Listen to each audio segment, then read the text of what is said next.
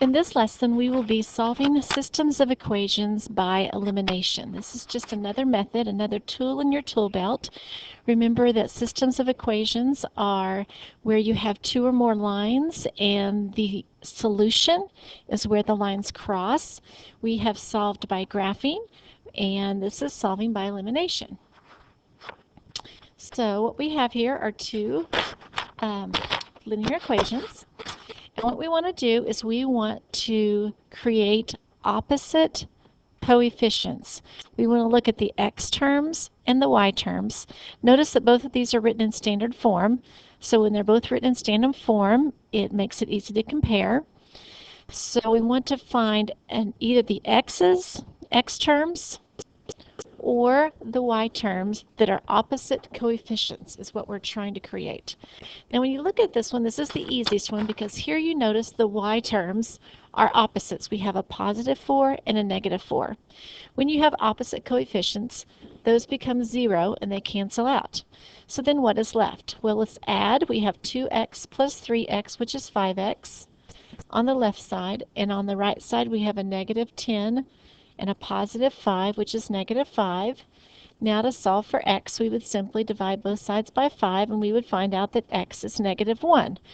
Well, remember that the solution is an ordered pair where the two lines cross. So we now know the x of our ordered pair is negative 1, but we need to know what the y-coordinate is. We can take the negative 1 and we can plug it back into either one of the equations. So you just look up there and decide which one you want to plug it into. Look for the one that looks easiest. I'm not sure either one of these is easier than the other, but we'll choose the first equation. And we're going to plug negative 1 in for x right here. And what that's going to give us is 2 times negative 1 minus 4y equals negative 10. Now we can solve for y.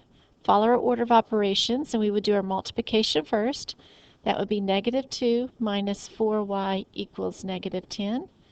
Then we have to move the 2 to the other side of the equation so we can isolate the y. So we add 2 to both sides of the equation.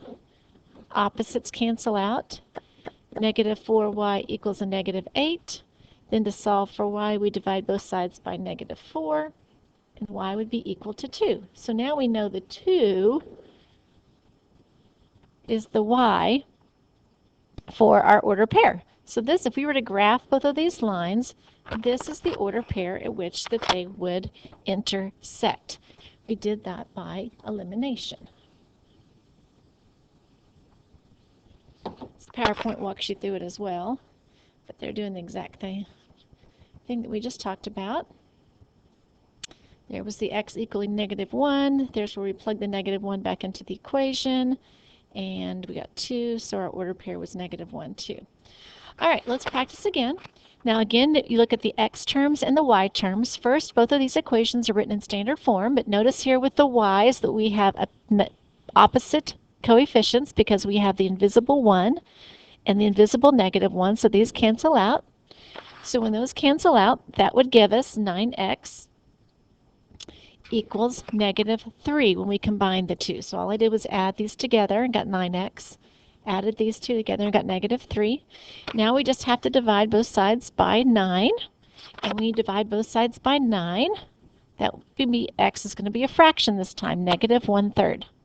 So now we know for our order pair that negative 1/3 is our x. Now we need our y. We're going to plug negative 1/3 back into one of the equations. I chose the first equation. And I plugged negative 1/3 back in for x. Now we have 7 times 1/3 x, which is going to be a negative 7/3 plus y equals negative 4. Now here's where you have to do little fractions. We're going to do a positive 7/3 on both sides of the equation. So we want to rewrite negative 4 as a fraction with a denominator of 3. Right now, this would be negative 4 with 1 as a denominator. If we rewrite that as a fraction with 3 as the denominator, we would have to multiply it times 3. That would be negative 12. So we have a negative 12/3 plus a 7/3. They're opposites, so we're going to subtract. And when you subtract 12 minus 7, you get negative 5/3. So that is our y. And so our order pair would be negative 1/3 negative 5/3. So I hope you're okay with turning a whole number into a fraction, and we chose this as the denominator, so you had to rewrite that as a fraction with a denominator of thirds, and then we had to add those together. That was the trickiest part probably about that problem. Okay, if you look up here, we do not have opposite coefficients, so we're going to have to do something to make opposite coefficients. Now what I do notice is that when I look right here, I have the same coefficient, but they're not opposites. So I could make one of these equations, change one of the equations so that I do have opposite coefficients. And I'm going to do that by, since I want this one to be a negative 3y, I know that I have to multiply each term in the equation by negative 1. So to change an equation, whatever you do to one term, you have to do to all three terms. So if I take this second equation right here and I multiply all three terms by a negative 1, that would change the sign because a negative 1 times a negative 2 is a positive 2. A negative 1 times a positive 3 is a negative 3. And a negative 5 times a negative 1 is a positive 5. So when you multiply by negative 1, each term becomes the opposite sign. Now when I did that, notice now I have created what I need to have, which is opposite coefficients. Now I have a positive 3y and a negative 3y, so they cancel out. Now we have left 3x and 2x, which would be 5x. And we have, that got erased, 15 and a positive 5, which is 20. Now to solve for x, I would simply divide by 5, and our x would be 4. So we know for our ordered pair that the x is going to be 4, but we need to know what the y would be. So we can take either one of the original equations, and we're going to plug 4 back into one of them. Let's say we chose the top one. 3 times 4, because I'm going to plug in 4 to x, and then I write the rest of the equation, plus 3y equals 15. Now to solve for y, first we do our multiplication. That would be 12 plus 3y equals 15. Now I'm going to subtract 12 on both sides of the equation.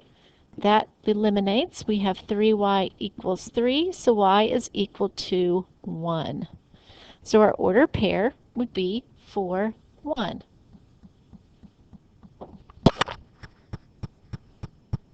So there's where I rewrote the equation. Those canceled out. There's where our x was equal to 4. We plugged in 4 to the first equation, just like I stepped through. 4, 1. Okay, so again here we have the same thing. If you look at the y terms, they're both positive, so we want to make one of them negative. So what if we took the second equation and we rewrote it, multiplying each term by a negative 1.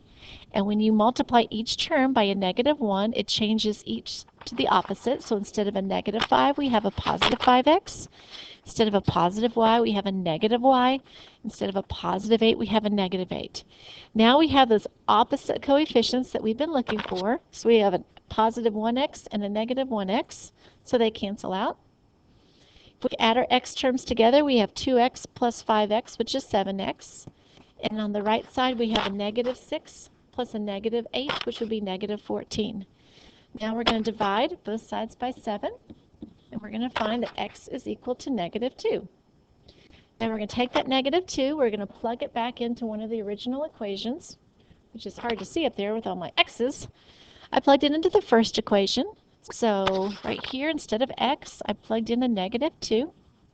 And I had 2 times negative 2 plus y equals negative 6. We do the multiplication first. 2 times negative 2 is negative 4. Now we have to add 4 to both sides of the equation to get the y by itself, and so y would be negative 2. So our ordered pair would be negative 2, negative 2. Let's look at this example. The sum of two angles is 90. The difference of twice the larger angle and the smaller angle is 105 degrees. Write a system of linear equations where x represents the larger angle and y represents the smaller angle. Find the measures of the two angles. So we have to write a couple equations here. The first one says the sum, When we hear sum, we know we have to add. Of two angles is 90. So we want the first angle, the smaller angle, and the larger angle, which are represented by x and y. X is the larger, y is the smaller, to equal 90. So that equation would be x plus y equals 90. And for the second equation, the difference, that is subtraction, of twice the larger. 2 times the larger, and we know the larger was x, so that's 2x. So that's where I got the 2x right here. We know it's difference because it said difference right here.